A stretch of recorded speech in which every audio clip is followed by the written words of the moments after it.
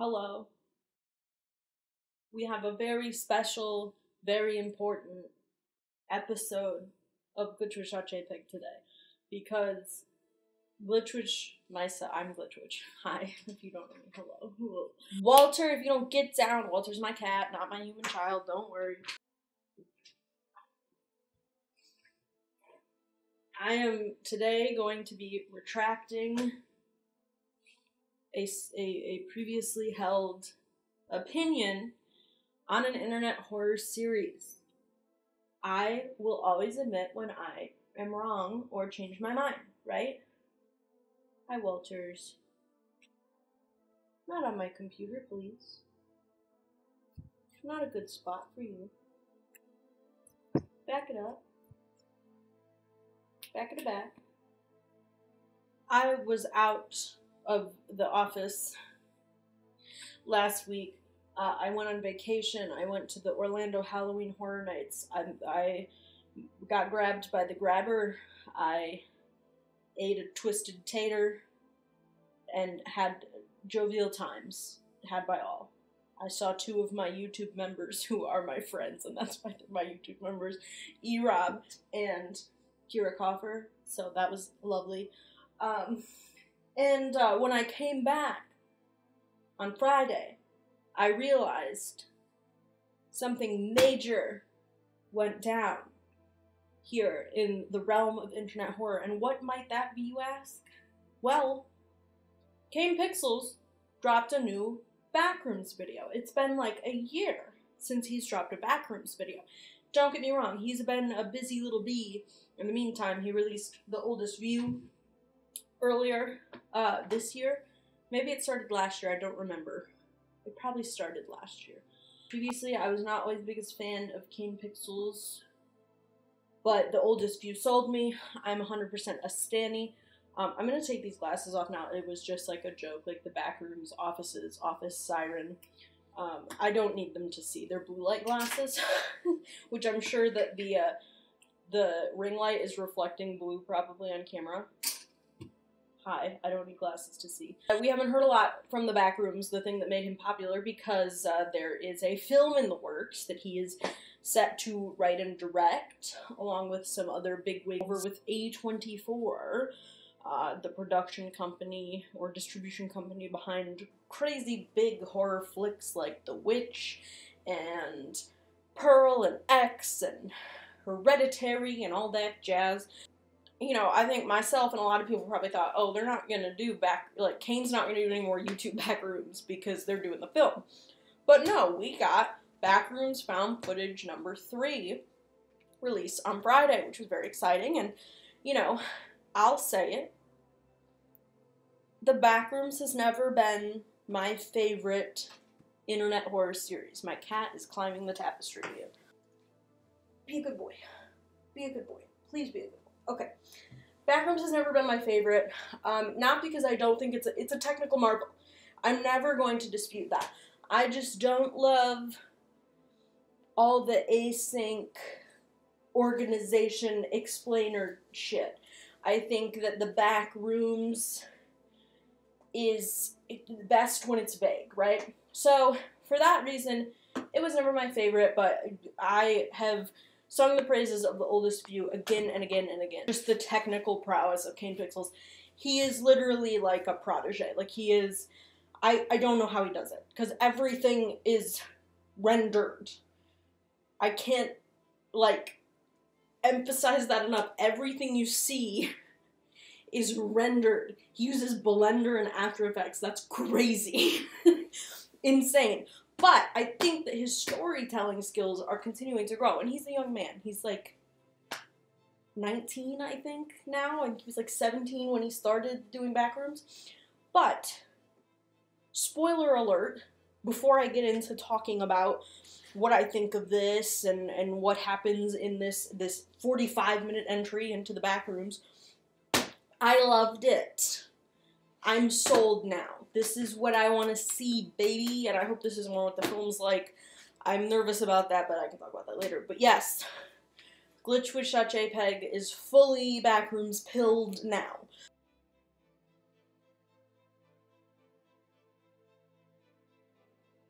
Who the hell am I and why do you care? My name is glitchwitch.jpg. I make videos about internet horror, analog horror, digital horror, creepypastas, internet urban legends, ARGs, unfiction, and sometimes I talk about survival horror video games, which usually just means Silent Hill. And let me tell you, baby, the month of October, if you do not hear from me, it is because I am playing the Silent Hill 2 remake. It's coming. It's coming, and I'm excited. And, you know, like I just said, if I'm wrong, I'll admit it. But I have a good feeling that the myriad of videos I've made defending that game before it's even come out will be true. So stay tuned. October is going to be a survival horror month probably over here on glitchwitch.jpg. But in the meantime, we're talking analog and digital horror today. I think Kane Pixels himself has said he hates the term analog horror. Too bad, Diva. It's analog horror. I'm calling it as I see it. It is horror that is analog because it's shot on a VHS. But it's digital because it's made with Blender and After Effects. Makes you think. Anyway, what we're going to do here today is I'm going to give you a rundown of what happens very briefly. We're talking like my Walton Files summary. It's brief, it's quick, it's fast. We're not watching it together, it's too long. So I do plead with you, go watch this. And if you haven't watched the entire Backrooms series, you should probably go do that before you watch this video, because I'm going to be talking a lot of nonsense to you if you don't know what I'm talking about.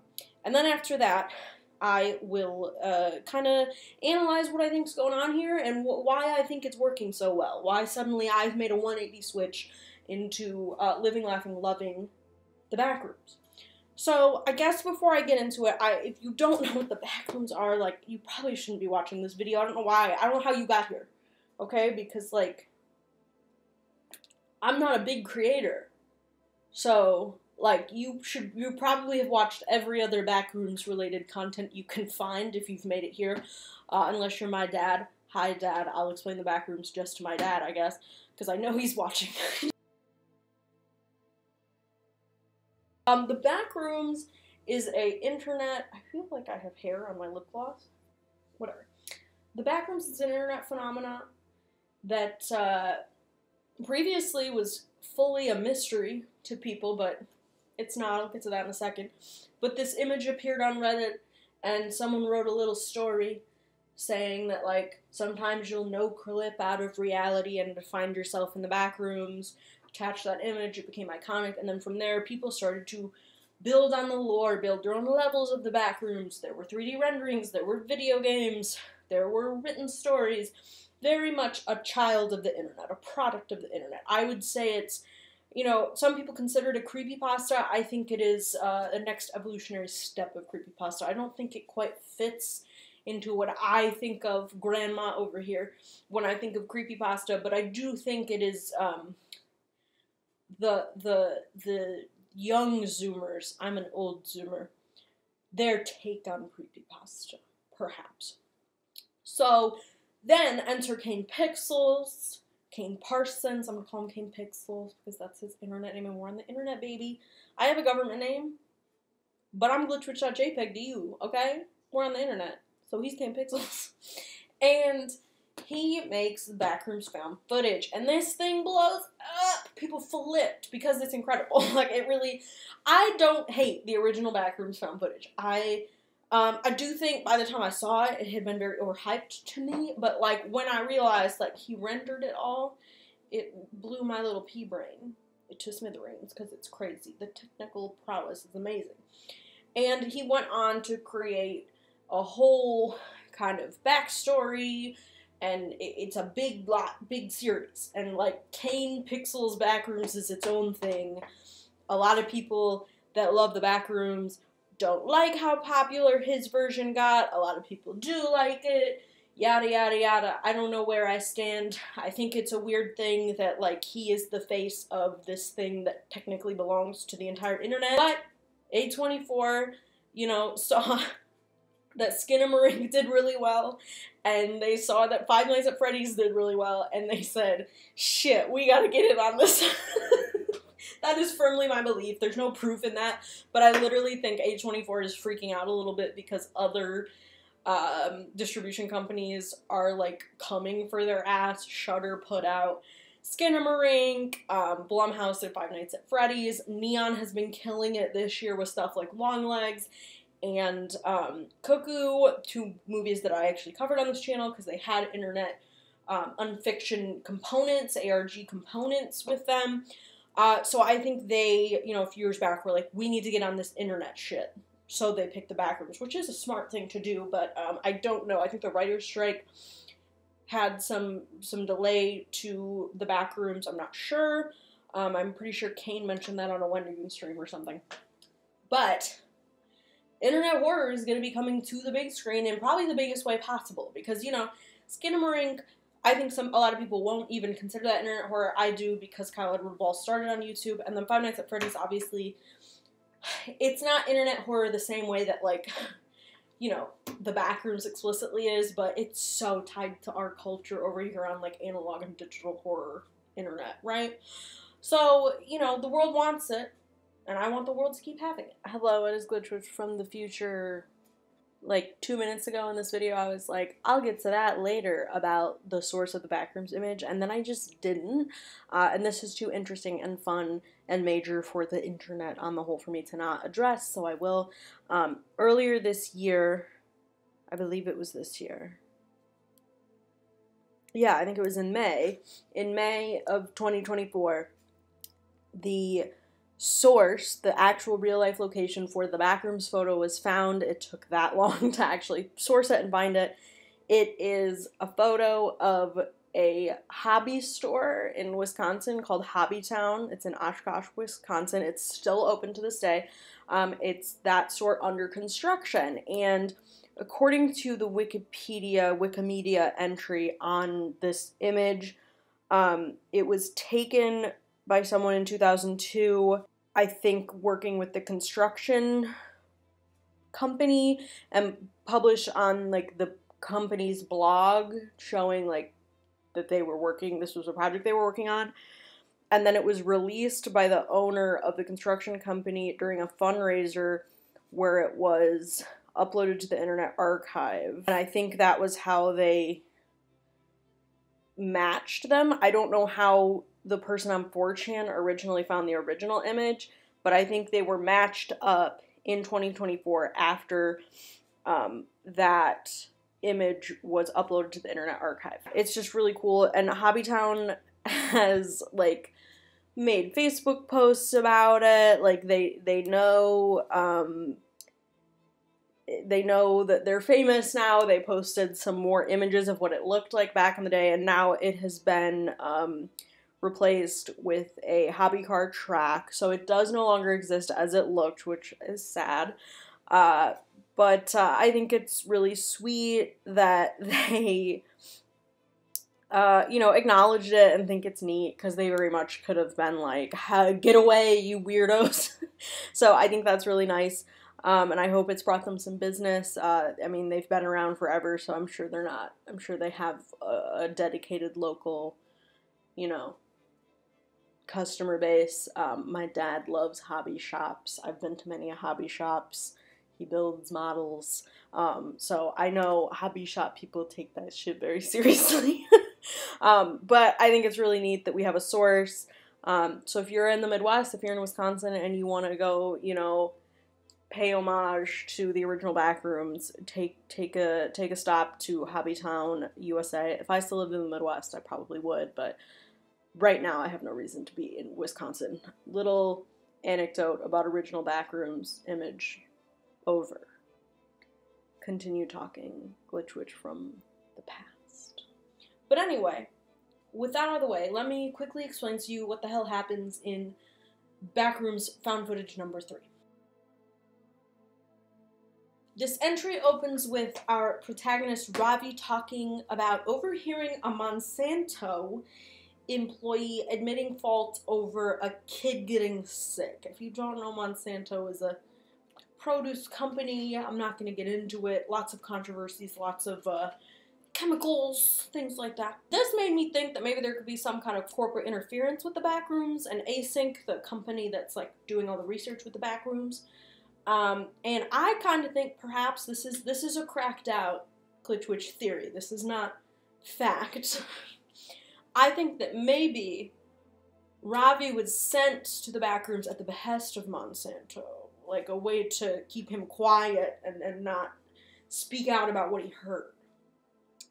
So he gets to the Backrooms because he ends up investigating his basement after he hears noises. He calls his landlord, it's like, is there maintenance men down there? No, there's not. Okay, so he goes and looks, and he sees that someone broke in. There's a hole in the glass, so he's peeping around his basement, and boop, he just falls into the Backrooms through a door. So instead of the traditional, like, no clip, like in the original Backrooms found footage, someone just literally, like, falls into the ground and then into the Backrooms, which is how the original post referred to it. But, and then the async also has, like, a portal that they've created for their scientists to be able to go in and study it. In this case, it was just in his house, so it's getting closer and closer to people and the human world. He begins exploring the Backrooms, and he thinks it's literally just an expansion of his basement at first, because it starts off as very much like an office space. Honestly, in general, all of the rooms and the Backrooms in general in this entry seem a lot more decorated, and I don't mean that like good decorations, I just mean like there are more chairs and things, you know, that you would see in a sparse office space rather than just like empty rooms, if that makes sense. Office rooms transition into more like this little like AA meeting spot where there are chairs like in a circle, which seeing that with no people in it, it's very scary to me. I don't know why. I don't know. There's something about a circle, an empty circle.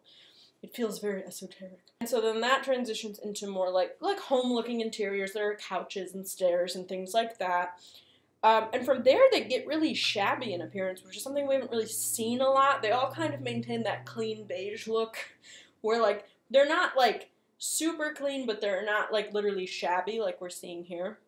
And from there, the environments continue to change, and we end up seeing an entire cityscape, and it's kind of a funky, weird, not quite right cityscape, as you would imagine a backroom cityscape would appear to be, right?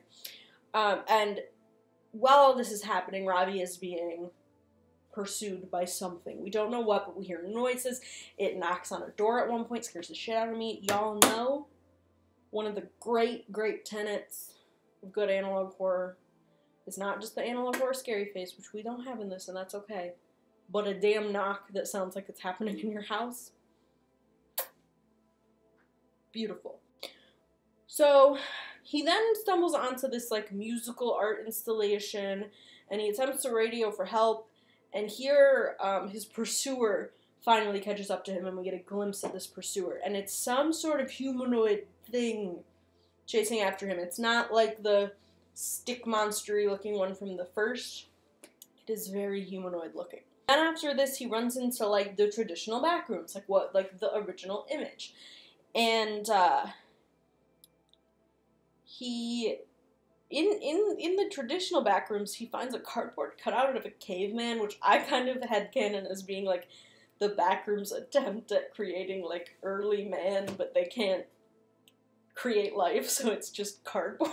I don't know, that's just what I think. Again, there's a lot of cracked out glitch witch theories in this video. Ravi finds a house with kind of that indoor-outdoor environment that we've seen in previous entries, where like there's a sky printed onto the wall, so like it's inside but it looks like it's outside. That is something I love. I just said I came back from Halloween Horror Nights. One of my favorite things that they do in the Horror Nights houses.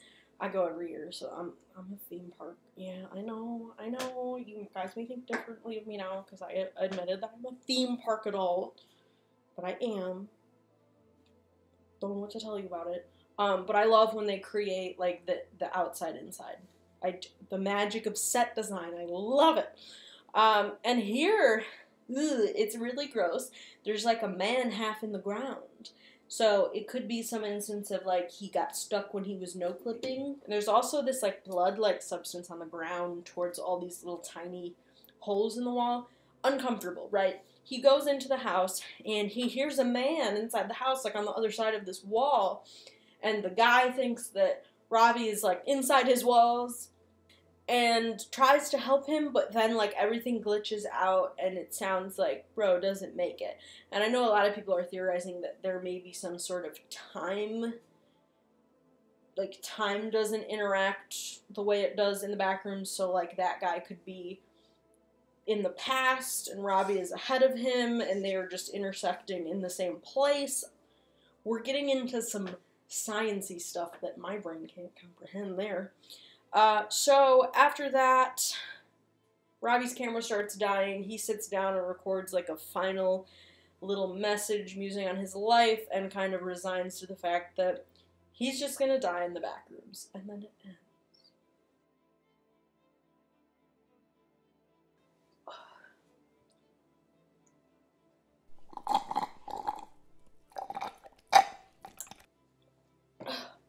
So, let's talk about this, because I have a lot of thoughts and feelings.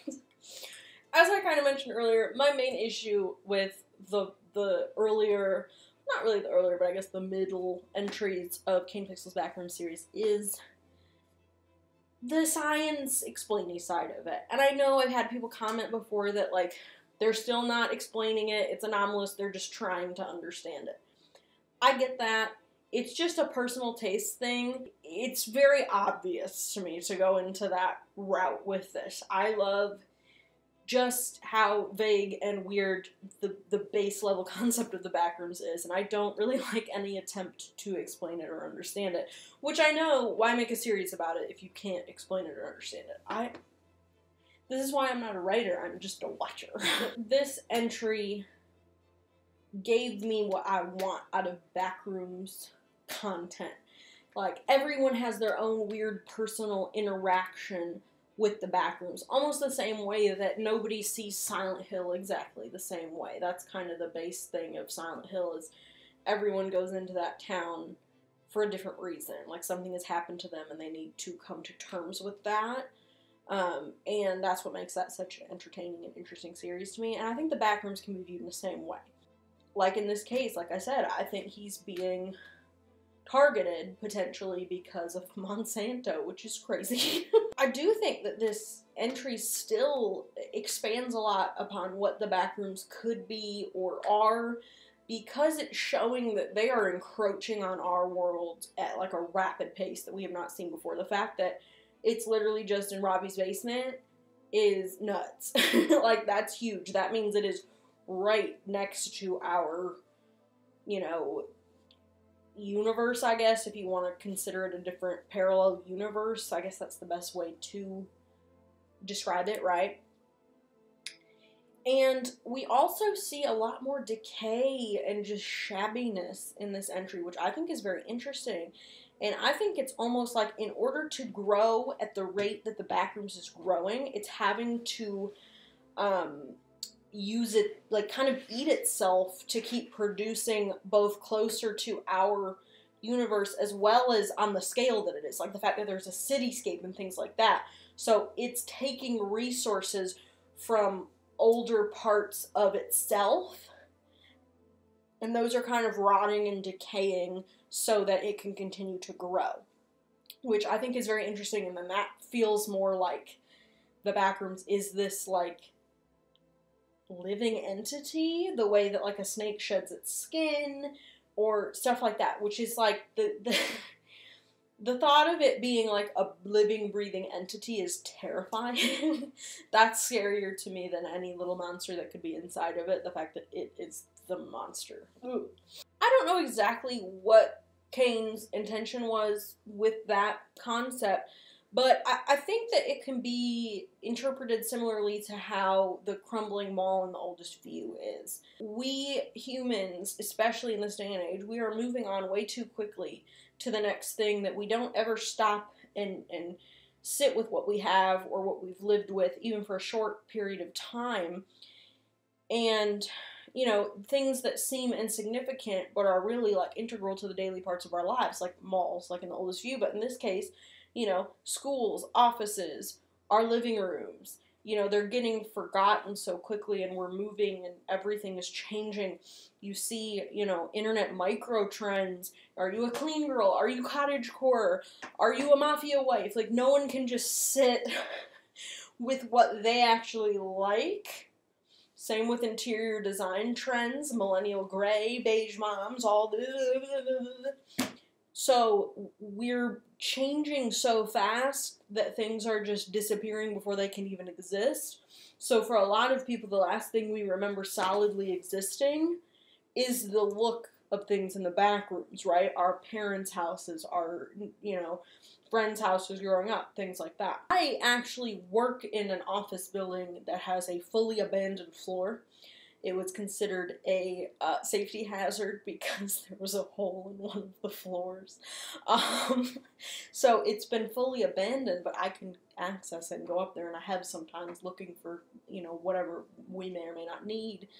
And it's so scary because everything is left exactly how it was when they were told to move out. There are chairs, desks, notebooks, things written on the wall, on the whiteboards.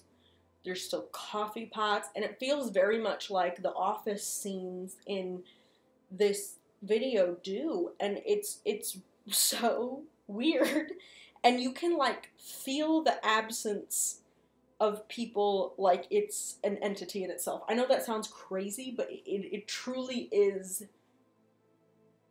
It has a weight to it. It's strange. I never really got what that liminal feeling was until I experienced for myself. So it is a strange thing that you don't actually interact with in person a lot, but when you do, you feel it. And speaking of liminality in general, I think that the concept of liminality has been very diluted and morphed since the internet got a hold of it. And don't get me wrong, I'm one of those people. I contribute to it, so I'm not knocking it. But I think that Kane, especially in these later things like this video and The Oldest View, he has truly tapped into the dictionary definition of liminality and what liminality truly is. And the dictionary definition of liminal, in the case of how we use it online, is, quote, of, relating to, or being an intermediate state, phase, or condition. So the environments of The Oldest View and Backrooms Found Footage 3 truly feel like they are snapshots of the exact moment that a place stopped being used. Which to me, it's the intermediate state of being used and being abandoned. It hasn't fallen apart enough yet to be abandoned, but no one is there. It is that almost physical manifestation of the feeling of absence, like I said I felt when I went onto my empty floor. And yes, don't get me wrong, in this one and in The Oldest View, Kane does hint towards the transition over to decay and falling apart and being abandoned, but the focus is always on that snapshot in between the state of being used and the state of being abandoned. And yes, Found Footage 3 is scary. The tension is scary. It's edited really well. The camera work makes it very tense. But the thing that I think is so integral to the proper use of liminality is sadness. There is a deep sadness that comes with the true use of liminality, because it's the end of an era. It is the literal moment that something is over. And I don't think this one is quite as sad as The Oldest View. The Oldest View, I made an entire video about it very early into this channel. It, filled me with such a profound sadness that, it made me cry. That series made me cry. But that is what is so compelling about this later arc of Kane Pixel's career, is I think he is tapping into the humanness of these liminal spaces and the sadness that comes with that. And I think that that's incredible. And, this entry, it's both the environments and the slow realizations of Robbie realizing that he's gonna die here. That makes it so sad and upsetting. So that's one of the reasons I really, really am into this entry. I think it taps into the atmosphere that he created with The Oldest View. And I think that's his signature at this point. This environmental shift and the focus away from async aren't the only things that I think make this really good, and make this better than some of the earlier entries.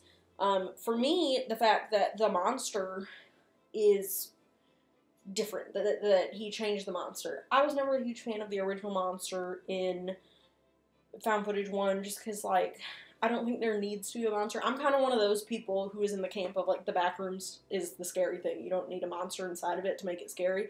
I get why he did it, don't get me wrong.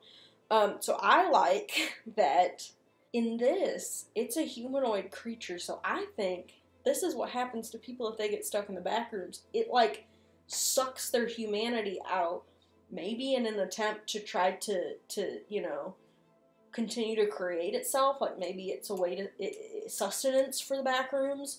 Maybe the more people they get, the more likely they are to be able to create a real person and not just a cardboard cutout or a statue. Again, this is just me spitballing. This is fully map pack game theory bullshit right now, let me tell you. But I love the idea of that. And that leads you to think, well, no, someone didn't break into Robbie's house at the beginning. Something broke out of the Backrooms. So there could be this, like, not quite human, humanoid monster trying to reintegrate into society after living in the Backrooms. If you are a fan of things like this, there's a wonderful book that I read over the summer that I just loved called Piranesi, that is about a man who lives his entire world as a house. It's a giant, sprawling, never-ending house. Very Backrooms-esque, except it's all, like, classical architecture, like Greek statues and pillars and stairs, and just him living his life in that environment. So that is, like, if you like this stuff, please go read Piranesi. It's available on audiobook. I listened to the audiobook, Chiwetel Ejiofor narrates it. It's wonderful. And Laika is adapting it into a film. So I'm super excited about that. But please, that's just a plug for Piranesi because it's great. But yeah, I think the implication of, you know, maybe even the humans become the monster from found footage 1. I don't know. You know, he could literally just fully be retconning the monsters from 1 that could even be an A24 request. I don't know. Again, I'm just spitballing here. But I really, really enjoyed the shift from that original monster to this kind of humanoid creature, because the noises it made, and then the fact that it, like, knocks on the door is a much more human interaction, right? Ooh, I love it. It creates we know we love the weird uncanny valley. They're people, they're not people on this channel. I say it every damn video. I don't even need to say it, but it's impeccably made. I literally don't know how he does it. It looks perfect. I don't understand it. Like, he is unreal. And he also composed the music, which I thought was beautiful, very uncomfortable, very strange. And I do like how the music is integrated always into the environment. It's not just me, like, it is true found footage. There's no music being pumped over. The music is being pumped into the environment, which is also very strange. Like, so, you know, in universe, the Backrooms are composing music, and it's, like, kind of like muzak that you hear in elevators, but kind of warped. So again, it's that whole idea of something that's not human trying to replicate human things. So the music is a very important part of that. I always say, good sound design and good music can elevate your internet horror project, and it certainly does in this case. Overall, this entry into the Backroom series has proven that Kane Pixels truly is one of the greats in the internet horror community, and I can't wait to see what he does as he continues to grow as an artist. And I think that his storytelling is just getting better and better, which is making him a fully realized, fully fleshed out artist, both visually and narratively. And again, I know a lot of folks really like the async stuff. Great, that's fine. Again, this is literally, it's down to personal taste. I don't think any of it's done bad. That's just not how I want to experience the Backrooms. I think this and The Oldest View are really exploring the human side of things, and he is finding his own voice in storytelling, and you can see that more within these videos. And, you know, as I've spent the last year fully engrossed in internet horror and internet storytelling, I've realized that the most beautiful part of the internet is when it is deeply human. And, you know, the people behind all of these things. So I think that he's very good at exploring that. And I want more. I'm excited to see what else we get. I'm excited for the film. I'm excited for anything else he puts up on YouTube. So, thank you, Kane Pixels. You freaked it once again, didn't you? And thank you for watching. Let me know what you think of Backrooms Found Footage 3, if you like this direction, if you don't.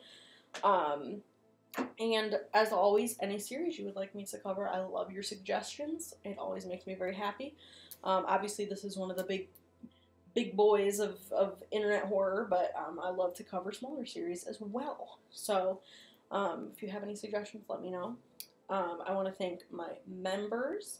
We have the Creepypasta OCs up on screen, and then in Survival Horror Emo, we have Erob, Odini, and So-Called Punk. And then in Analog Horror Scareface, we have Kira Coffer. If you want to become a member, there's a little join button next to subscribe. But, you know, no pressure. It's just if you want to sling me a little money and get some insider information, vote on some polls on what you want to see next from old Glitch Witch, right? But seriously, thank you for watching. Please like, subscribe, comment, share. That's really super helpful to me. And, you know, if your basement gets bigger than it used to be, don't keep walking through it. Turn around. Don't go into the back rooms. Have a lovely day. Bye.